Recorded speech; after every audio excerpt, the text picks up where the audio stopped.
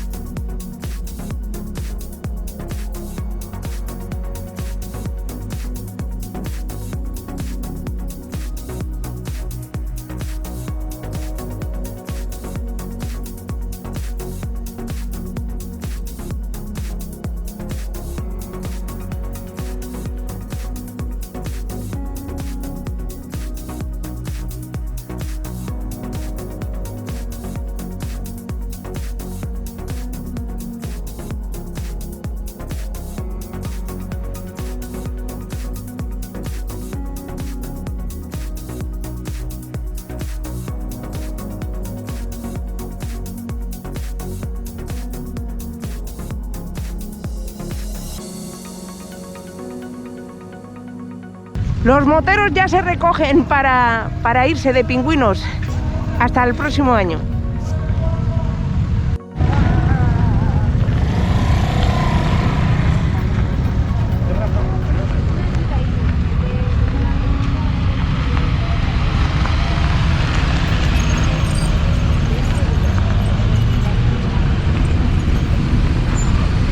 Las salidas por aquí.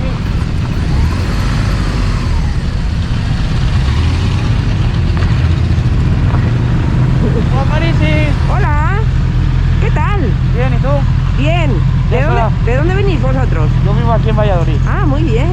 Y ya por terminar digo, bueno, vamos a dar una vuelta. Pues bien, sí, A claro, ver. si además hay mucho ambiente, están dando la entrega de premios. Sí, la verdad, nosotros habíamos quedado ya para tomar el café Sí, y ya recoger y hasta el año que viene. pues sí, que bueno, tenéis ahí todavía motauros. Sí, eso es. Claro, o sea que todavía no se acaba esto. Preparando ya para la semana que viene. Pues sí, tanto, que llega rápido, ya sabes. Ya enseguida, una semanita y ya estamos ahí.